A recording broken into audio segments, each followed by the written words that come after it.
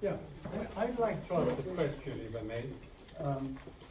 Having spoken with a number of people about abortion locally, many have expressed disquiet about what perhaps I can call abortion on demand, and without further ado.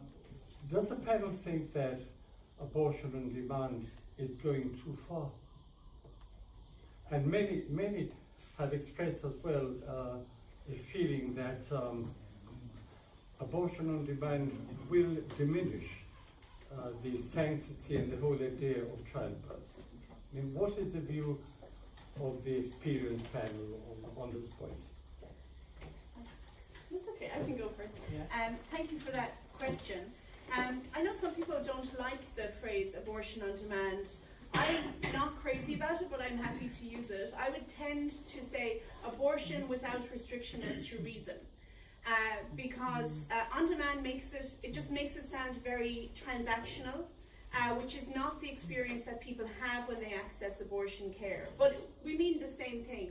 What we mean, I think, is abortion that is provided without having to show that you satisfy a legally mandated ground for allowing access to abortion. So of course it doesn't mean that one doesn't have a reason for accessing abortion. Is it going too far?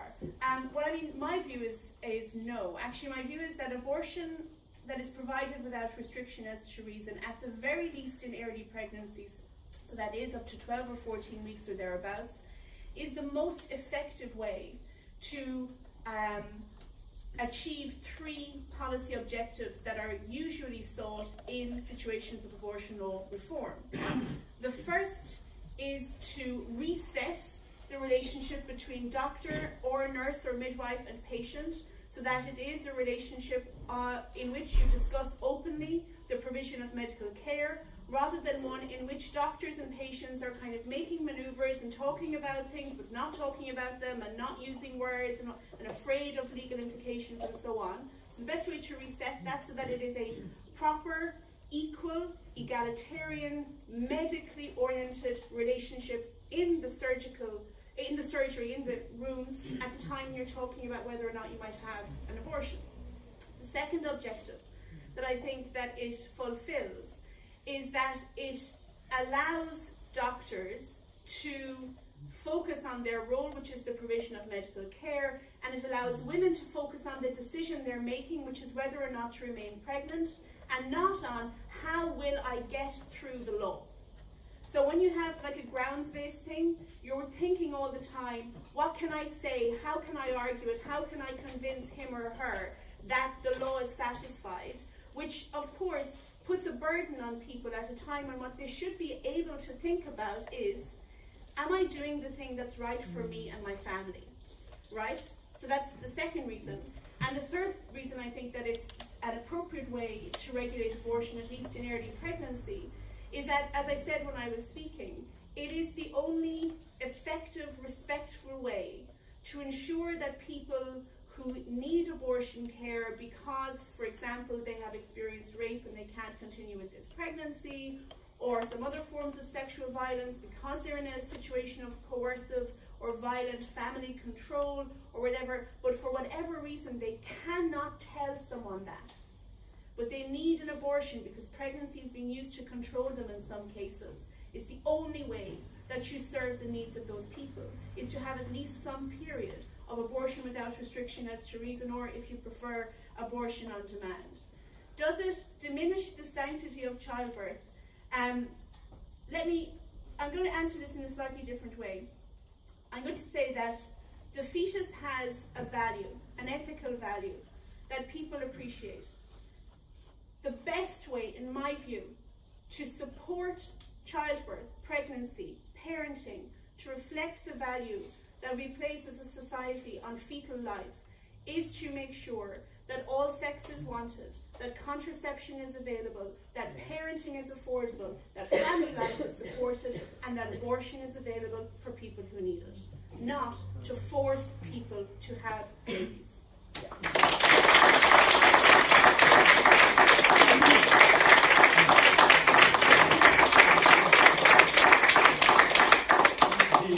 The only interesting point is is that The only interesting point.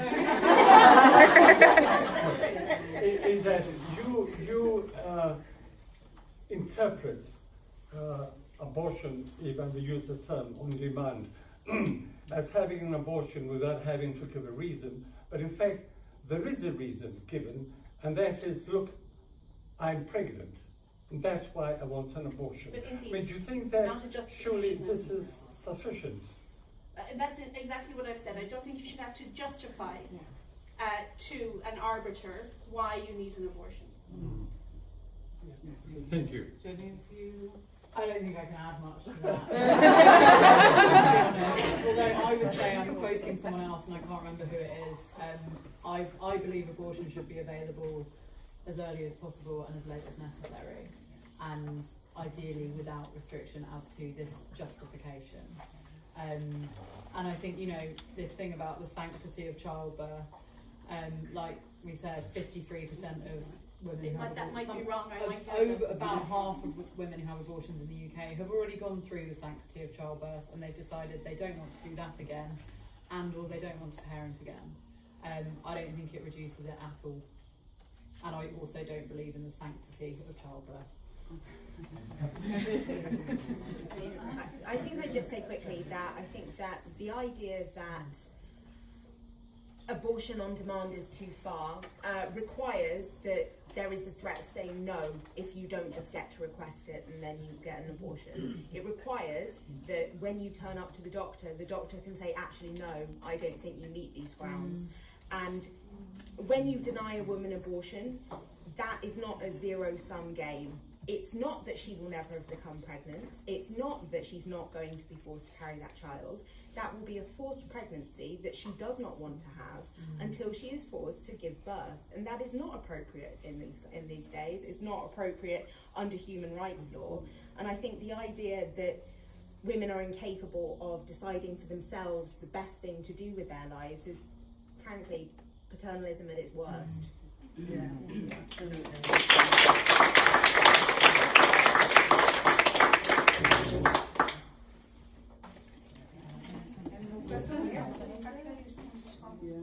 Back there had a lot to say during the talk. I just wanted to ask a little bit more detail about the non-directive counselling from the BPAS, just to assure people that, that when they call it is non-directive, i.e. you're not going to be told to have an abortion, that all options are explored. Absolutely. And how important that is in Gibraltar, because we've got nobody to offer that impartial counselling. So when people get in touch with us, the conversation that we have with them first focuses on what decision they would like to make. So we talk to them about all three options, which are continuing the pregnancy and having the child becoming a parent, continuing the pregnancy and pursuing adoption, or ending the pregnancy. And we talk to people about what's important to them. So there are some questions available on our website to encourage you to think, I think, more holistically about why it is that you're uncomfortable about this pregnancy, or you're not sure what decision to make. So those include things like, what do I see for my life in the next year? What do I want for my family? Could I provide for this child in the next couple of years? Is this where I would want to be? How would my existing children be able to cope with this? And it makes people think, I think, quite deeply, as if they haven't already, about why it is that they're uncomfortable about this particular pregnancy, because, as we keep saying, it is mostly people who have had children before. So when people get in touch with us, the people that they speak to are professionals who do this on a daily basis. It is non-judgmental. They don't have to have your full name. It's not something that's going to get back to anybody. And they will talk to you about why it is that this pregnancy could be a problem for you and what it is that you want to do about it. It's not about us pushing anything on you. It's about helping women to make the best decision for themselves.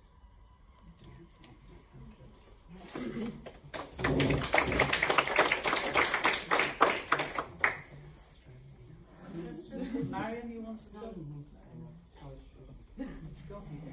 Hi. Can I just ask, how important do you think it is to have aftercare after the abortion? Do you mean aftercare in terms of counselling or aftercare in terms of medical support? As counselling. mainly. Okay, so I think that the provision of counselling is very important as long as it is optional and is available when women want it and need it. So we don't recommend at all that there is any kind of compulsory counselling. I think that is very damaging for women, many of whom have already made their decision and very clear about it. I think it feels quite patronising if you have to turn up and justify yourself to a counsellor. But there are some women who struggle both before and after with the decision that they've made, and I think that's particularly true for women who are in very difficult circumstances. So women who have severe fetal abnormality diagnoses, I think particularly where you're dealing not just with an abortion, but the fact that this was a wanted pregnancy, and often it's the 20-week scan that you found something out. So you're 6 months, you've been deciding, what colour to paint the nursery and what toys to buy for your child. Then you discover that they have an abnormality that's incompatible with life. It can be very, very difficult for those women, but they feel that they've made the right decision for their child. So I think that it's really important that there are support services available, but as I said, they shouldn't be compulsory. If I can just add to that one little thing that we learned in Ireland during the referendum. I think we kind of always knew it, but it is that in jurisdictions where abortion is illegal and almost never lawfully available, like Ireland was or Gibraltar is, the need for counselling, or the ways in which people find counselling helpful, can sometimes be a bit different to in situations where abortion is legally available, because the illegality means that what should be a private decision is a secret decision, and that there is a lot of stigma around it. There's fear is the wrong word, like apprehension in talking about it to people, so that as things open up societally, as the discussions opened up in Ireland, clinics that provide, or providers, the equivalents of BPAS, although not providing abortions in Ireland, like Well Woman and the Irish Family Planning Association, found people calling their helplines who had abortions 20, 25, 30 years ago. And what they needed counselling for, what they were struggling with, was not the fact that they had an abortion, but it was that they had to keep it secret for so long. And I think, as I didn't realise actually until today that there were no non-directive counselling services available here. I suspect that as the legislative and political debate opens up, there will be people who find this exceptionally difficult because of everything kind of coming up again for them, again, not about the abortion, but about the stigma, about social ostracization, sometimes ostracization even within their own families. And if there's not counselling, like ASN may be able to direct people through the phone line, but also networks of kind of love and care and compassion between women.